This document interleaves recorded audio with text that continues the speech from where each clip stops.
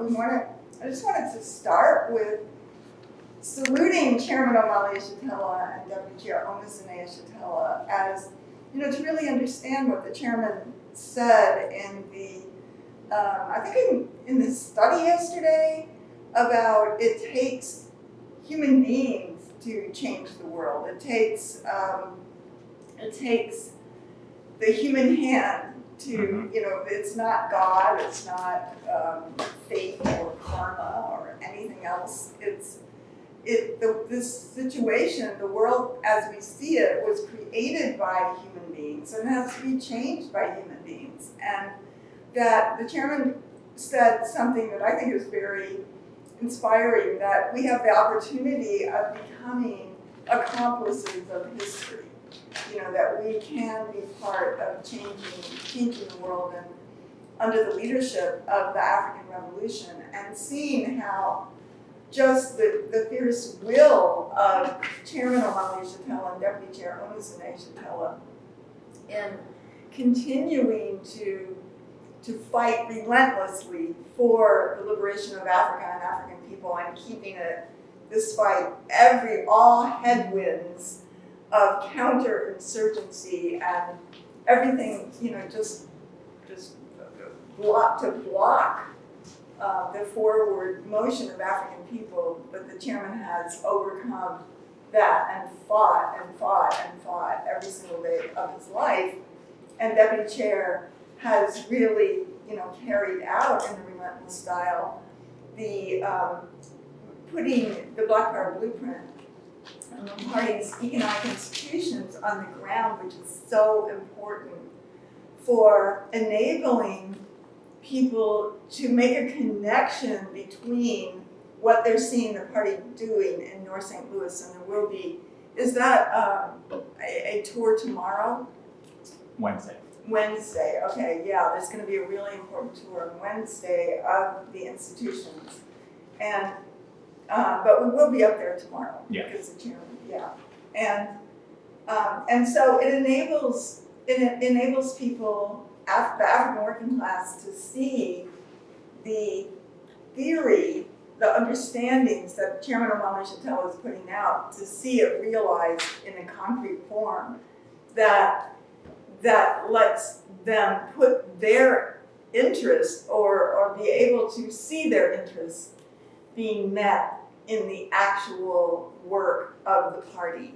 And it's something that really distinguishes the African People's Socialist Party from anything else, because nobody else in the world has anything positive that's happening, and certainly not institutions being created from the ground up that meet the needs of and are in the middle of the African working class community, and are just, exhilarating to see for everyone. And this is why the Black Power Blueprint has had so much support, because it's really based on the people. And yesterday, wow, there was an amazing, not only the study, but the Sunday rally was just beautiful to see people. They had people just from the community who are helping do the drops up in the north side just say what it means to them to be connected to these incredible projects of the party that is about building African workers' power, and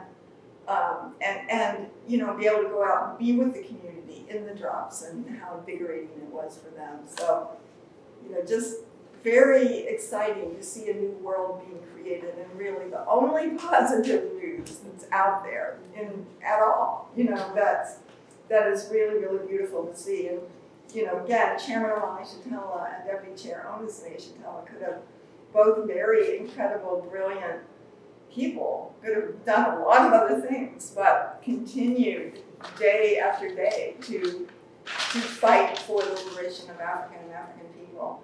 And to say that, the significance of Chairman Omali Yeshitela and the African People's Socialist Party, when the chairman always talks about the 1950s and 1960s as the period when revolution was the main trend in the world.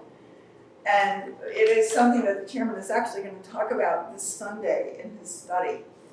So it's in the next couple of studies, he's going to be talking about that. And then I think he's going to be talking about the China and Vietnam revolutions. And it's a time that I remember, that I grew up with, when there was a sense that was, it's really, and not that I was a really political person, but you felt this, the freedom rides were going on in the South, and the struggle of African people in the cities, and the, and then it was the time when Mao Zedong was alive, and Ho Chi Minh, and Che Guevara, and Fidel, and you just felt that all over the world, even if you didn't know a lot, you knew that when Che Guevara went to Bolivia, tens of thousands of people came out, and when the U.S. government representative went, nobody came out. I mean, that this was a time when you just felt the power of the colonies, the power of the people, and it's what sparked,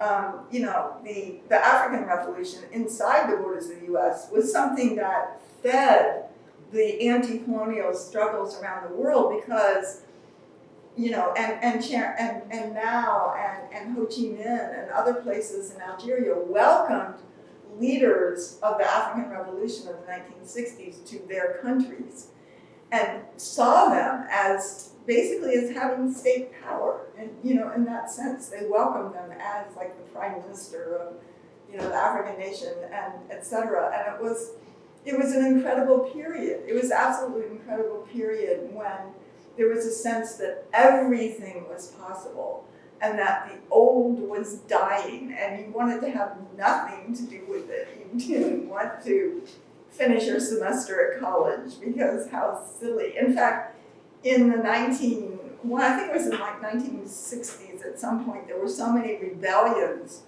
that they gave all college students, at least where I was, the choice of liquidating at least one whole semester off your grades, because nobody went to, like, oh, you're studying. Nobody did that. And it's very, it was a powerful period, and it was a period that was silenced, not because people got tired of it. It was silenced because there was counter-insurgency, because there was war without terms against the African Revolution inside the borders of the U.S. And so you just think about in 1969, we know Oakland, where the Black Panther Party did their military exercises right on the shores of Lake Merritt, and you can always see in those old videos the Alameda County Courthouse,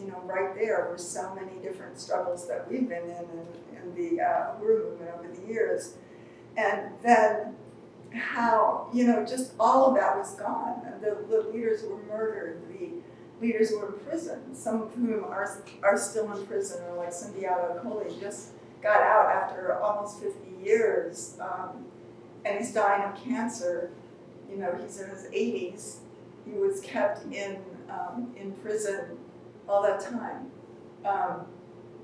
And you see all around the world there were counterinsurgencies as well. The U.S. waged counterinsurgencies, and while the Vietnamese and Chinese, and in particular, because they were important, because they were led by the Workers' Party, the Communist Workers' Party, as opposed to being some kind of coalition, they won. They defeated U.S. imperialism and the colonial mode of production so soundly, but they couldn't win because of the domination of the world, colonial capitalist economy, the colonial mode of production, the only way things are made. And that's what we're, so they got sucked up into that. They couldn't continue, even though, China still, despite the fact that it has billionaires and it's obviously capitalist, it nevertheless has a commitment to elevate its people out of poverty. And that's something actually that my Tai Chi teacher used to always raise. The US doesn't have this, China has this. China is saying, and it's elevated huge numbers of people out of poverty, but it doesn't have what it had before, where the people had power. It doesn't have that, but nevertheless, it's not the colonial mode of action. It doesn't want to be there. So, so this, right around the early 1970s, you could feel the change. You could feel the change, the counterinsurgency, and it's when there was Kent State and Jackson State, and there was Attica, which we had a film about that recently, and what the U.S. government did to Attica, just wiped out and murdered the people, the Africans who were, fighting as sort of the last battle of the African Revolution in 1972 or 3, and and then you just saw coming in the neo-colonial politicians and the Democratic Party and just the ideological war that defeated, and the government's massive incarceration and criminalization of the African working class and imposition of drugs into the African community that created a just the only economy that existed. Illegal drug economy was the only thing that was left, because they, together with the counterinsurgency, and you saw so much of that here, was what was called urban renewal or urban removal, where they wiped out entire African populations and neighborhoods of every major city, and certainly here in a vicious way. So all of the businesses and economic infrastructure that African people had built was wiped out, literally, in one fell swoop. And usually they put freeways over those neighborhoods, or sometimes they're just empty, and they're still empty today. They're just empty fields because they just wanted to wipe them out. So this was counterinsurgency around the world, and you felt that. You felt it was really tangible and visceral in that people were back in their individual houses. It just wasn't that sense of everybody coming out. And, did anybody see the film about the African, what was the music festival in the 1960s? Oh, yeah. Oh, yeah. Summer of Soul. Summer of Soul. I mean, that was just so, could you imagine that happening in Harlem today? I mean, that would have been surrounded by police and SWAT teams, but it just shows that this where all of the major African musicians of the period were brought to this park. It's called Marcus Garvey Park in Harlem, and it's not that big of a park really. And but there were tens of thousands of Africans who came out. They just performed on a little stage there. Until the night, just all day and night without police presence, and even sort of with the blessing of the city in some ways, but it's just, you couldn't do that anymore. It was counterinsurgency. It was like everything was vicious, and the conditions of African people. And the chairman used to say, in coming into Oakland, after Oakland had been the center of the African Revolution in the U.S., for 10, 12 years, that just people were just walking down the street in front of the Uhuru house in just a daze, like as if they had put something in the water. And the chairman would always say, you could smell the cordite in the air, and which is the smell after you shoot a gun. I guess most people know that, but in any case, so there was counterinsurgency, and I think that it's, not to make a comparison, but to just make a point that Chairman Omani Shatila in the African Revolution is the only one that has sought to wage a revolution and rebuild a revolution and solve its problems in a time when revolution was not the main trend, when revolution was crushed, when counterinsurgency was the main trend. Everybody else has gone on to see, to think of struggle as within the confines of this colonial mode of production, not destroying it, not revolution, not the people coming to power and self-government, which were the ideas then. I mean, it's really interesting because just even hearing and reading some of the things on the abortion issue where, these concepts of like white women and women's liberation came from African liberation, and that white women, like there's even that a sort of concept with the abortion of self-determination over your own body. And these are concepts that came at the expense of the African revolution that was talking about self-determination over their own community and having that power.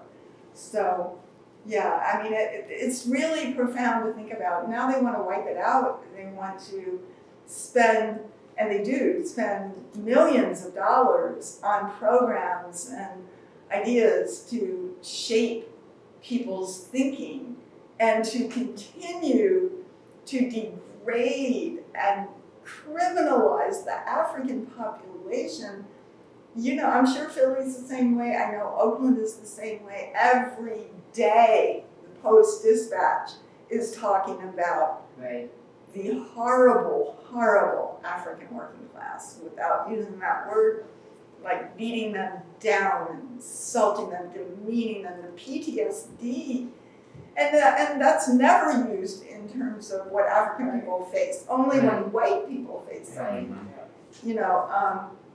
So it's profound to think about it, and that the chairman not only wanted to and fought to keep the African Revolution alive, he was determined to solve the problems in theory and practice to make sure that African people, the next time around, could win.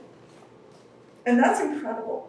That is incredible. And to take responsibility on his shoulders, and therefore on the shoulders of the African People's Socialist Party, to fight for and win the war of ideas. And one of those being that the chairman reiterates all the time, that African people are good. Just to say that, African people are good.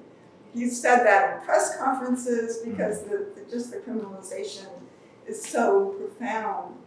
And and just to be able to have the honor of being in the African People's Solidarity Committee over the years and be at the Uhuru houses and see what African people go through in this country, not just in Africa, not just in Brazil, not just in the Caribbean, in this country, the absolute hell that the majority of white people, in fact, I would say all of us know nothing about, and I just feel like we have this ability to live on a parallel universe.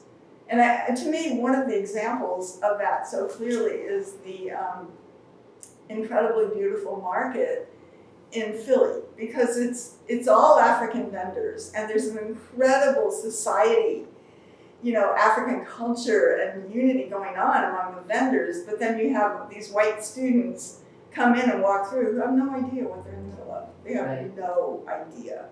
And this is the reality, of the world, the two Americas, the two worlds based on that. And the thing that the chairman has been able to do is, take this political theory, which is the ideas through the point of view of the African working class, and thereby the oppressed and colonized working class of the world, and to put that down as a scientific theory that requires practice, it requires doing it. It's not something that you just sit in the cafe and think about. It has to be done. It has to be carried out, or it's meaningless. And the chairman really took Marx, and he analyzed Marx. I mean, he's never condemned Marx at all. He thinks Marx was brilliant, he was correct. in the sense that at that time he was fighting capitalism as he understood it. But he shows that Marx can only see the point of view of white people on the pedestal sitting on the backs of African people.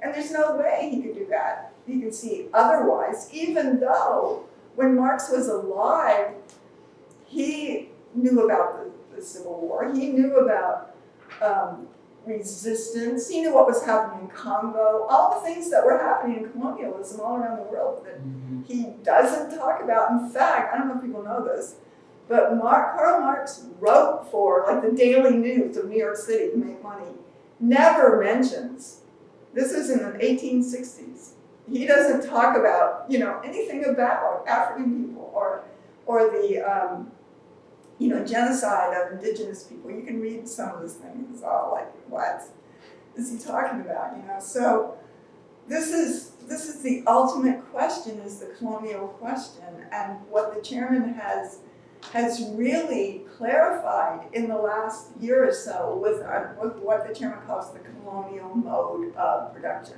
And a mode of production is the way everything in a society is produced. And it includes the relations of production. The relations of production are who owns the workplace, what kind of workplace. Do people come together to do that? And who owns it? Does the boss own it? Do the workers own it? This is, the mode of production. The means of production are how a factory and how it's, created and how it functions. And so the mode of production sort of encompasses all that. And it's basically, how something is made, how everything is made. And the thing that the chairman has said that is so real is that the mode of production of the world is colonialism. There's no other way. If you look back at, in college and high school, or any time you read something, it's always, if there was anything about the enslavement of African people or convict leasing or any of this, it probably wasn't in the books when any of us went to school. Maybe some of it they're forcing to be a little bit in. And a lot of places they're kicking that out and not allowing it. Even the New York Times 1619 thing, they're not even allowing that in schools. But it's always that it was a good economy, poor white workers came from Europe and were able to find their future there. And it was only as, wasn't that what Biden said, a stain on America's soul because of this little bad thing over to the side about a little bit of enslavement and the theft of the land, of indigenous people and the genocide. But that was bad, but other than that, it was good. And I think that, that what the chairman is saying, and I think that it's being grasped by the colonizer of the world, that the colonial question is the key question, because beginning with the assault on Africa, Europe was poor. Europe ruling class, which was called the aristocracy under feudalism, had no money. They had no money. They had maybe a castle with some land and some serfs, but they didn't have anything. And that's why they went out in the beginning in the 11th century to go out to the Crusades, and they went to North Africa. And they basically colonized part of that. The same places over 1,000 years ago that we read about in the news today of Israel, Palestine, and all of that was being contested and struggled around then. This is the key. And then the assault on Africa itself, where first they stole gold, hundreds and hundreds of tons of gold. That's why in Ghana, the slave castle is called El Mina. That means the mine, because at first they took the gold out, then they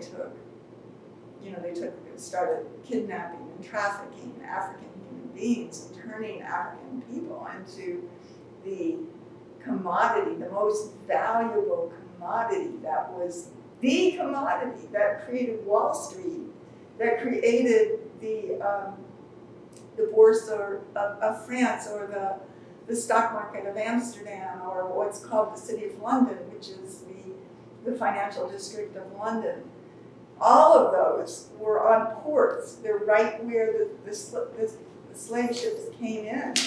And for Wall Street, literally, there's a cafe right there at the Hudson, where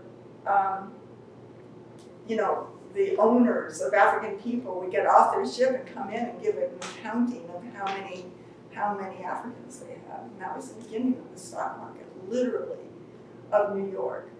And it's everything. The thing is that, and more white people are using some of this research to build their own careers at the expense of African people, but they are showing how deep it is. King Cotton's Long Shadow and Edward Baptist, The Half Has Never Been Told. These books have a wealth of information in it that verifies the political theory of African internationalism and everything that the chairman has said, although it's not recognized at all.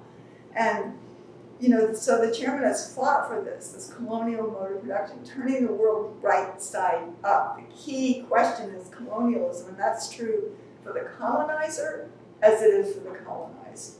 And it's based on parasitism. Nothing comes from, is self-generated from Europe. Everything is theft, and and that's so deep, and there's so much you can say about it. From what, like Google what a Victorian house looked like in Britain. It was rugs from the Middle East and cloth from India and sugar from the Caribbean, and it was just everything about it was just the theft of resources and wealth around the world. So the chairman has fought that. He has raised the question of colonialism, not racism, the pitfall of the idea of racism, which is basically about accepting white domination on the part of African people and becoming one with this system and with white people. And the chairman has raised the question of reparations and fought for that. And it wasn't, we were talking about it the other day, and even, Paula was saying about how, when she first heard it, back in the day when you first came into the movement, you were like, well, this will never be a household word. And it is absolutely a household word. And I do remember, I remember being in demonstrations led by the party, and there were all kinds of people, like Africans and North Americans, who would be there asking party, well, what is reparations? What does that mean?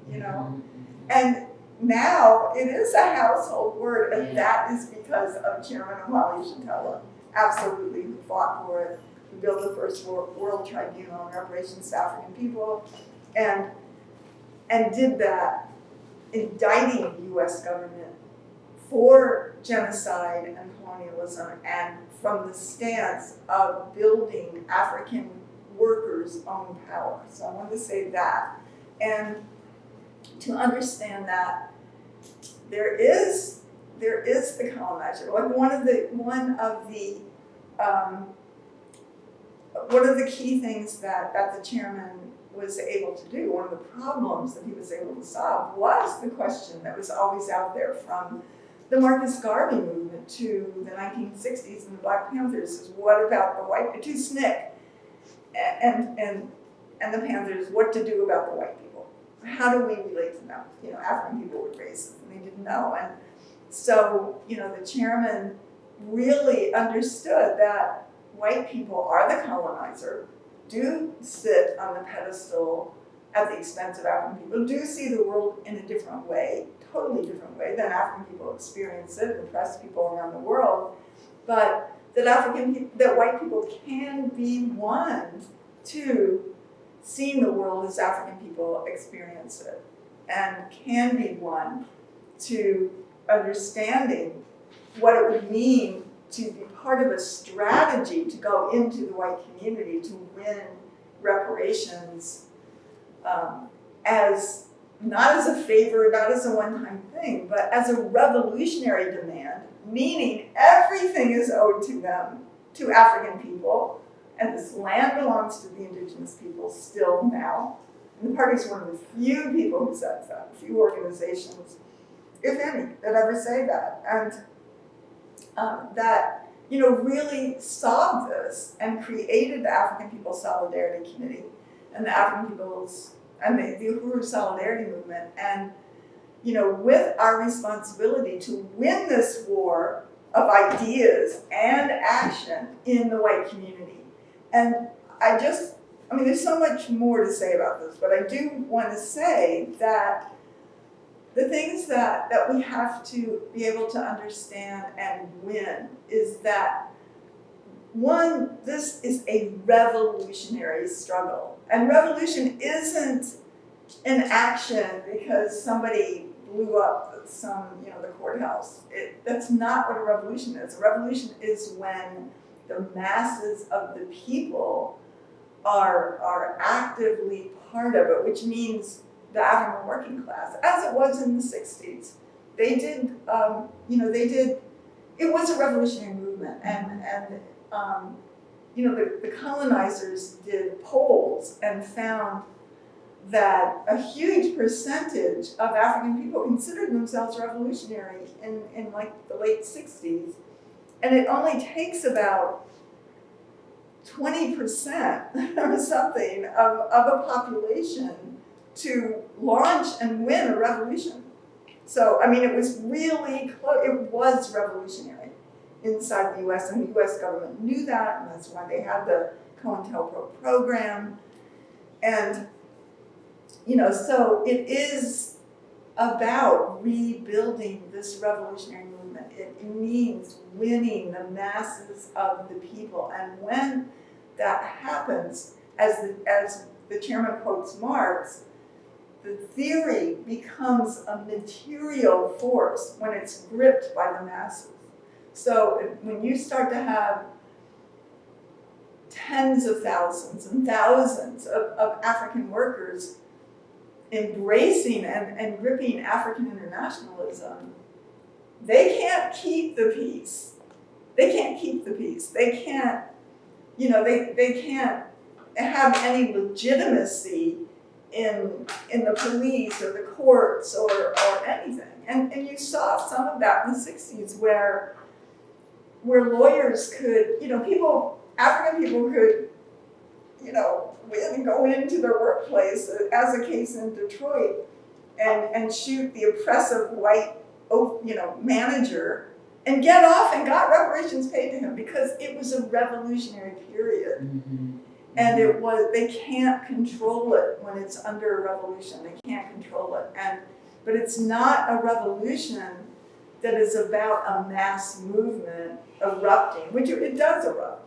But mass movements come and go. But a revolution means building, as the Vietnamese did, as the Chinese did, areas, actual territory of political power that's in the hands of the African working class. And that is what is happening. Because African people will defend that, will fight that when it's time, fight for that, and see their own interests financially now being here with this revolutionary movement. And that was so moving about when the party had a press conference at the basketball court. And I think the electrician and some of the other people have spoken, and you've probably seen it on Facebook and in social media, but where they were saying, I want to be here. I'm an electrician. I'm a demolition expert. This is where I want to be. I want to serve the people. The city would never let me do these kind of things that I'm going to do here. Mm-hmm. And it was just a beautiful expression. And that is really critical when the African working class recognizes its material interests on the side of the revolutionary movement. That begins to build dual and contending power. So it takes a turf, and it was just so perfect here. Because some places like Oakland, where the party was earlier, was already way beyond this stage of gentrification of St. Louis, 35 years ago, it was already like that. So it wasn't possible.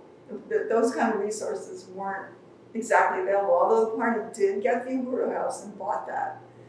And, other things that the party has there, and has built a furniture store and has a kind of turf in a really powerful way. So that's key. It's also really important for us as Solidarity in the white community to fight for why the revolution and socialism of all the white people that want to, say they want to fight for that, has to be led by the African working class, organized into its own party. Why does it have to be? Why?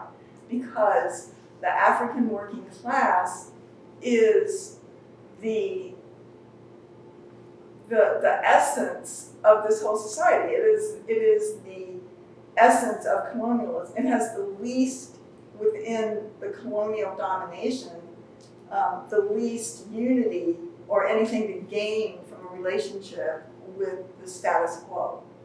And it is, itself the foundation of the system, and with it, the African Revolution uplifts and leads all other revolutions, all other anti-colonial revolutions. Always has, the party has always done that, and you can look at the history of the African Revolution in Haiti, where the first thing they did when they won was change the name from Saint-Domingue to Haiti, which was the indigenous people's names, the Haiti.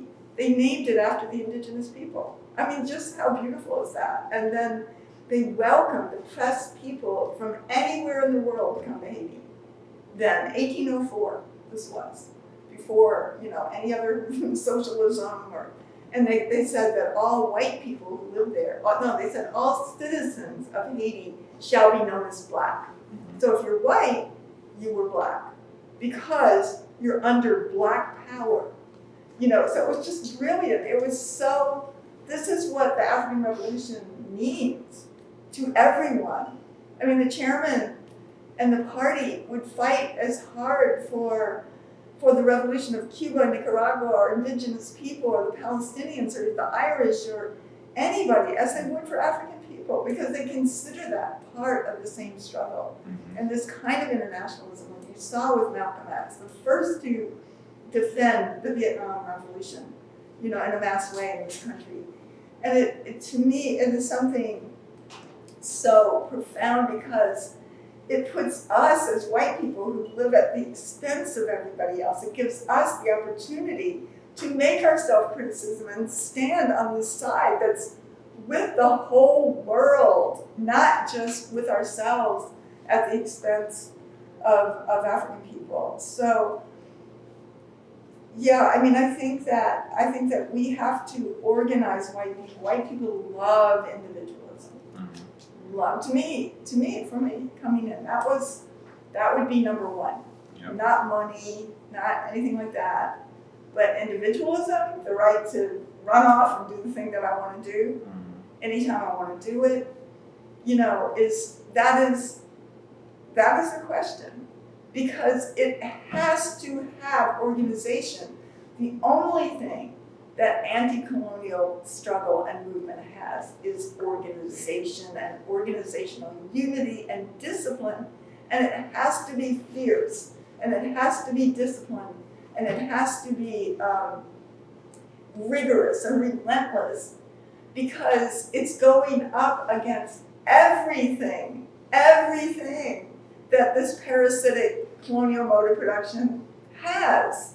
All technology and nuclear bombs and guns and tanks and missiles and every form of psychological warfare and everything that is done and does to African people, and it's saying to white people, and the thing that we have to take on is look at the world. This is what the chairman is saying. Look at the crisis of this world. Is this the world that you're going to make friends with, that you're going to live in, that you're going to say another generation that you're gonna leave it to somebody else, and that we're gonna be just another era of white people who did our thing and traveled around and ate at great restaurants and, climbed the mountains that's soaked in the blood of indigenous people and all. Are we gonna be that? Or are we gonna be somebody that is part of the future, that takes responsibility for the first time in history and, and takes this on and takes it on and really recognizes that the suffering that is in the world, including our own, is never, there's no private answer to that. And if there is, it's at the expense of people who don't have that. And somebody, when Jamie, the artist, was painting the mural a couple weeks ago, an African man came up on his bicycle and he was like, she was painting the red, black, and green flag, and he said, that's the African, that's the red, black, I was a black nationalist in the 60s, he said, and that was, and she, of course she knew, she was like, yeah, I know that. And then he said, we suffer in this community and we don't have psychiatrists, we don't have therapists, but now we have this. This uplifts us. I mean, it was very, very moving, to see that, to see the inspiration of what this means, really changing the world and the conditions that people face in. And, I just want to, first of all, say what an honor it is to be under the leadership of the African Revolution and the chairman and deputy chair and the world being changed. And, I want us to be better and better at talking to other white people about why we have to do this, why we have to be cadre and revolutionaries. Of course, we want as many supporters and people who can do whatever they can do. And that's what we can see, the power of this. People in the neighborhood association are like, thank you for having this place that says reparations, and I'm so happy it's in our neighborhood. And that's so critical. But we do have to do more than that. We have to be able to, be in the trenches. And this is what the trenches is right now. And it's not that there's, someday, when it's the actual fighting, I'll be there. Well, I don't know, but this is where the trenches are. Yeah. They're with the people within the white community and taking it on and really winning and doing everything that we can to win other white people to not just see these ideas, but to be organized, to overcome, that deep hurdle of white colonizer life, that's about the individualism, and to say the future is in the collective. The future is in the socialism led by African working class, and even the planet itself can't survive what is happening right now.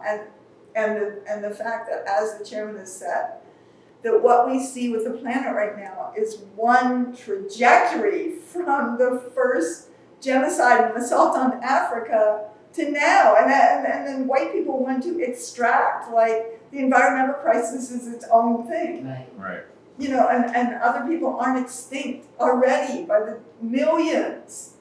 And so this is an opportunity, this is a challenge, this is history making, to be here, to say that we want to make a commitment to do what our assignments are in the African working class's strategy that's winning, that's going to win.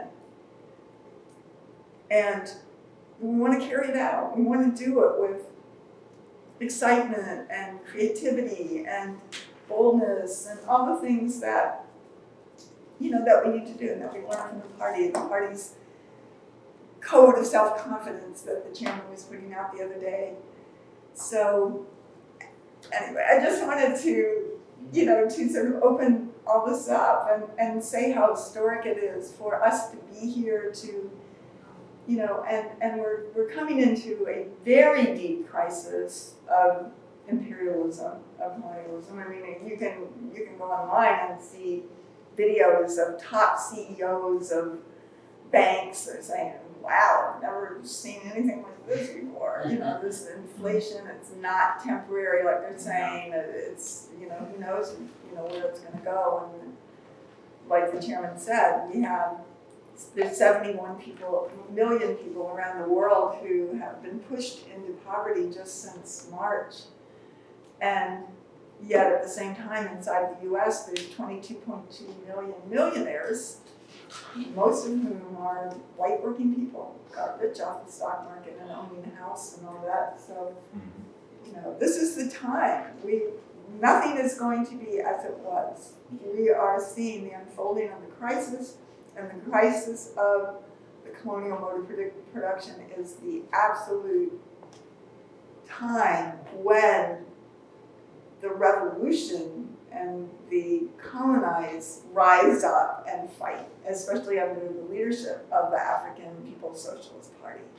So this is happening at a very profound time. It's really an honor for all of you to be here. And, you know, I just want us to be able to carry with us the significance of what we're doing and what it means to be here, be part of the African People's Solidarity Committee and the Uhuru Solidarity Movement. Uhuru. Uhuru.